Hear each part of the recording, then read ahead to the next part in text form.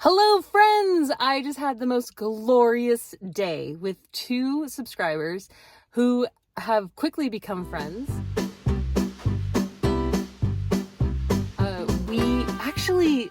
Craziest thing. So at the beginning of the year, as you know, I made this goal to not spend ridiculous amounts of money so I could pay off my credit cards.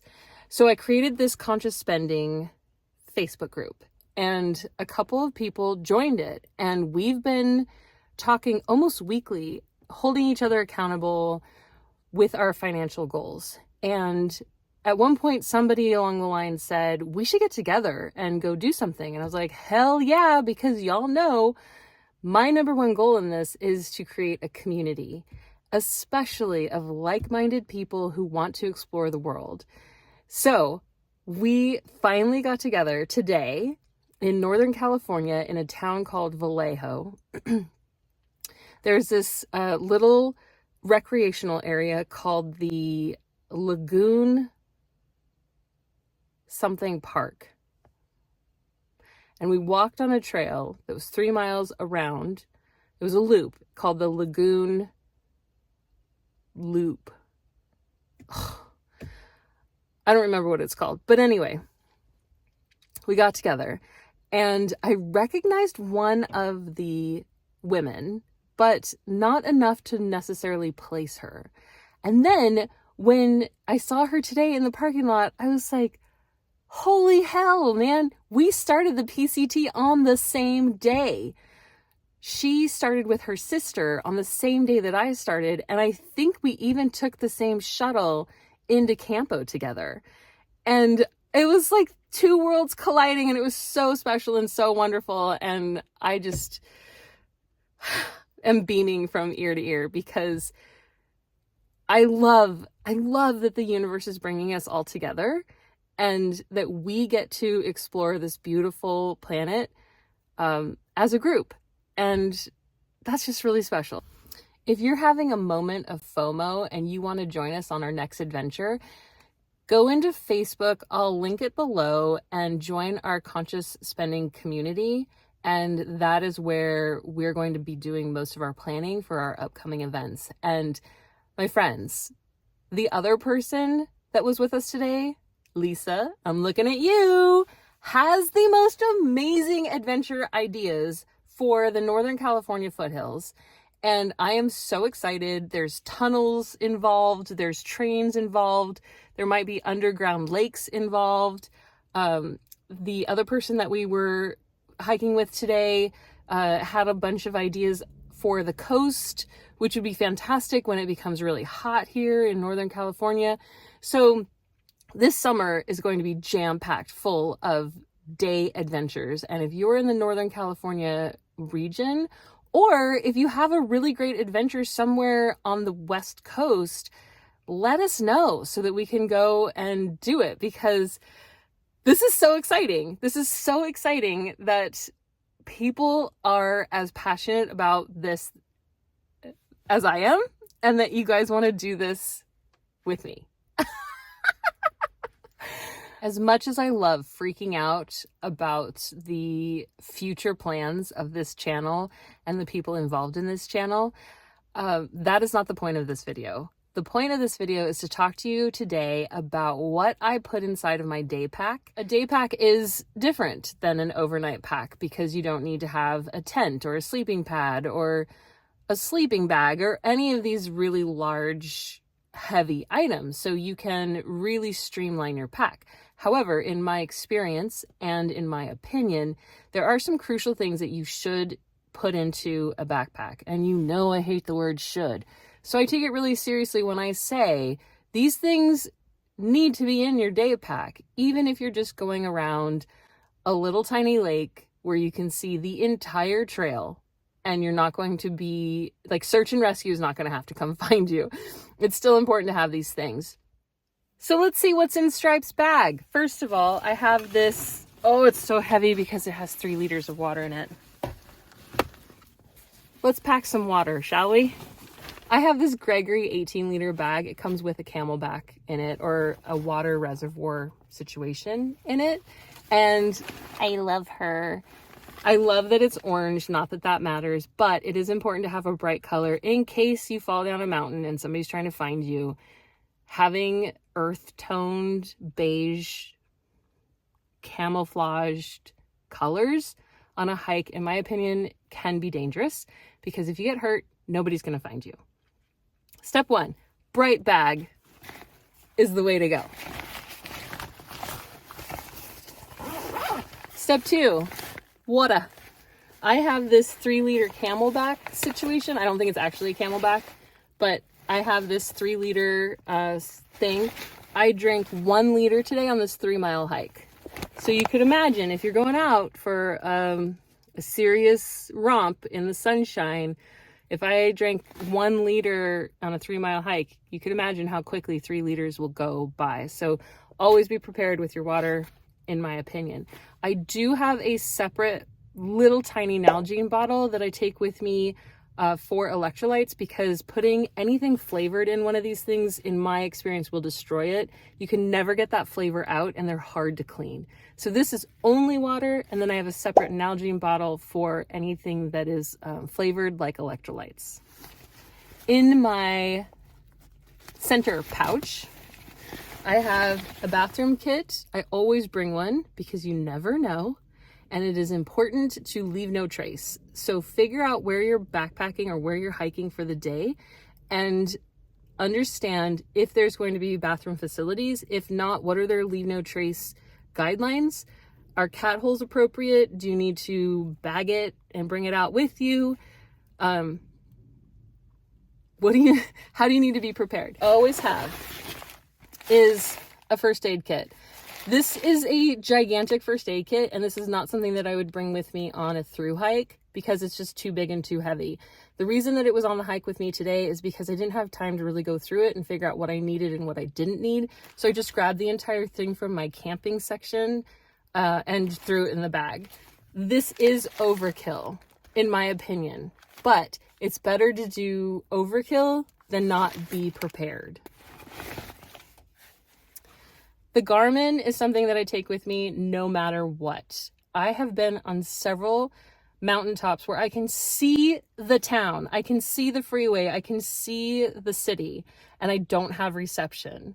And so if something goes wrong, you need to be able to contact the people who can help you. And a Garmin is the way to do that, as far as I know today. Snacks. I always bring snacks. Ever since I bonked on the top of that mountain on the PCT, I don't mess around with calories. I don't mess around with sugar or energy or protein or carbs or any of that stuff. I always have snacks. These Tahoe trail bars are one of my favorites, and they're relatively inexpensive. This is 260 calories of pretty much sugar and fat, and so if you're starting to bonk, these are fantastic. Plus they taste really good and they're from Tahoe. I also really enjoy these Epic salmon bites for a bit of protein. And then these GBF gluten-free Brothers dark chocolate and peanut butter bites are also phenomenal because they are a quick boost of energy.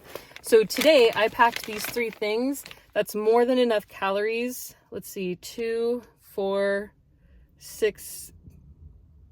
Yeah, 600 calories. I don't need 600 calories for a 3-mile walk. I really don't. But it's good to have. They're super light and it got me through the day. Of course, I didn't eat the bar and there's still more to go. The point is that be prepared with your calories. This could be looked at as silly, but I personally love it and I take it with me everywhere. I found this in a hiker box in Julian. When I tell you that I use this every single day of my PCT journey, I am not lying to you. This is a little piece of tarp. Little, it's small. I used it as a rain skirt. I used it as extra support in the snow underneath my tent. I used it for the front door in a muddy area where I could take off my shoes and socks and have a space for that in my front, vestibule area. I've used it as a sit pad. I've used it as extra protection inside of my bag on really rainy days. I have used this so much. I'm shocked that it's not deteriorating. And I take it with me on every single trip that I'm on, whether it's a 3-mile jaunt around a little lake or a full backpacking trip on the PCT. I don't think this is overkill because I've been in emergency situations. I've seen emergency situations, and I can't tell you how many times people walk around with devices that aren't charged. This is a 20,000 battery pack. It's heavy as all hell, but I would rather carry this around with me to make sure that I can charge devices than to be out in the middle of nowhere stranded because my batteries are dead. So I carry it with me along with the charging cord. Last but not least, I think this is sort of a broad idea, but it's important to understand the weather and the terrain that you're going into. Today, before I started hiking with my new friends, I did a lot of research on where we were going. I did research on how much sun exposure there was going to be, how much shade there was going to be, where the water sources were, if at all. And I really worked at preparing myself for this hike so that I knew exactly what I was getting myself into. I understand that you can't always do something like that if you're just meeting up with people or what have you, but if you can, research where you're going and figure out what are you going to need. I brought a plethora of sun protection. I had my sun hat, I had my sun shirt, I had my sunscreen, I even brought my sun umbrella because this 3 miles was going to be extremely exposed. And when I checked, it was supposed to be 87 degrees while we were out there. So I came prepared. Luckily, there was this beautiful breeze that was running through the park the entire time we were there. So even though it was very exposed and relatively warm, we were all comfortable through the entire experience. So what a blessing. But I was prepared for worst case scenario. That also goes along with whether you're hiking in the rain or the snow or whatever the situation may be. What are you going to need to be comfortable and safe?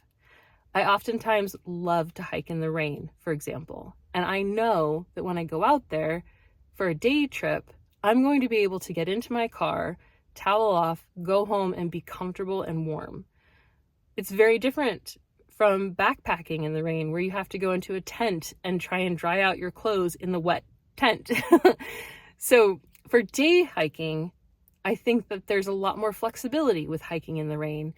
The biggest concern that I have with hiking in the rain is blisters and chafing or getting really, really cold and not being able to warm up. So those are the things that I look at when I'm choosing my clothing or choosing what am I going to get into once I get to the car, or if there's an emergency, how am I going to navigate that? Same with the snow.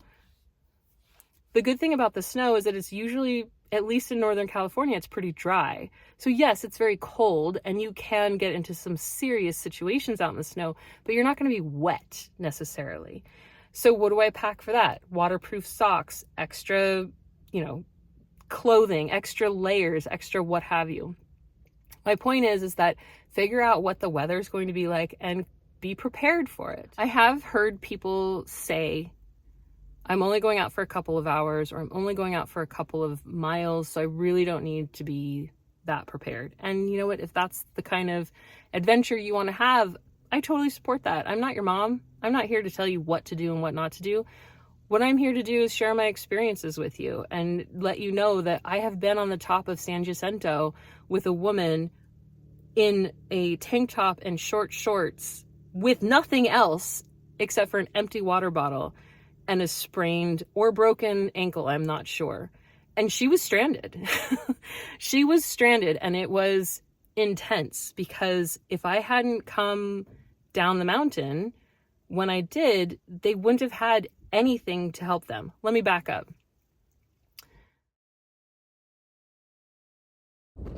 It's about 5 o'clock and I'm coming off of the summit of San Jacinto and I'm a bit shaken up.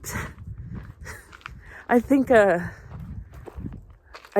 letting go of a bunch of adrenaline, so I feel a little shaky and a little emotional, but there's a hiker on trail who fell and was complaining about leg pain, and her friends were doing everything they could to help her.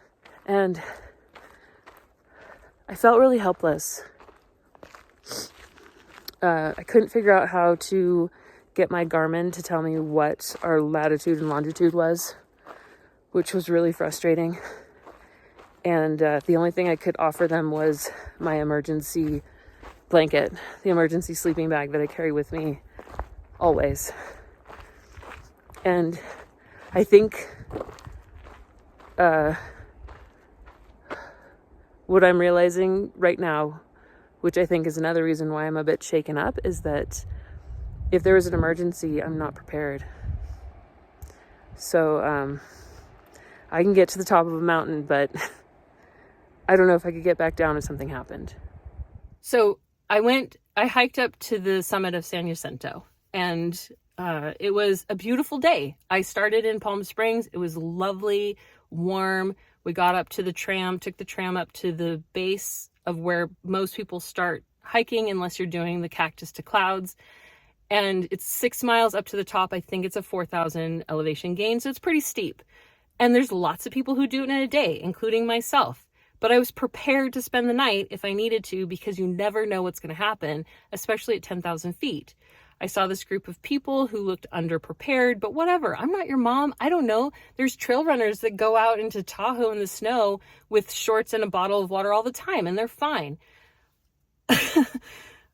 Luckily, I'm really slow. And so by the time I summited San Jacinto, I was the last one to leave the summit for the day. The sun was starting to set, and I knew I was going to have to hustle my bustle down that mountain to get to that last tram. So I was going pretty fast down the mountain. I came up upon this person who was lying on the floor, and she was not okay. She was shaking, she was shivering, she was cold, she was blue, her lips were blue, and she was in shock because she had fallen and either broken or sprained her ankle. I couldn't tell what had happened because I'm not about to touch a stranger. I don't have that level of first aid experience, but it was black and blue and swelling quickly. They did not have water, food, anything. Their phones were dead. They could not call out. And so I helped them with my Garmin to call out. The helicopter couldn't find them, and they were settling in to spend the night on the top of this mountain, and not in the shelter, on the side of the mountain. So I gave them everything I had. I gave them all my water, all my extra food, my emergency blanket, anything that I could give them, I gave them. And I practically ran down that mountain because by this time it was getting really dark. And when I got to the tram was when the first time I saw emergency people walking up, which means that the helicopter couldn't find them, and the emergency people were going to have to hike up that mountain 5 miles in the dark to find this person and take them off the mountain. So my point is that even when you have the intentions of having a day hike, it is really a good idea to consider it an overnight trip, just in case. With that in mind, I didn't take this today because I did really feel like it was overkill, especially since we could see the entire trail from the parking lot, like I said, and it was 87 degrees outside, so there's no purpose for this, but I always have it with me, and that is a survival blanket. This specific one is a survival Bivy. I did have this on the PCT because of how cold it was, and I used it once. So it's a reusable Bivy. This is, like I said, this is overkill, but the reason that something like this is really important is because it's reflective. And when you're trying to flag down the helicopter, you need something reflective. They didn't have anything reflective. I did. I pulled it out. We were flagging down the helicopter. They still couldn't see us. So just because you push the little red button doesn't mean that you're going to get rescued, unfortunately.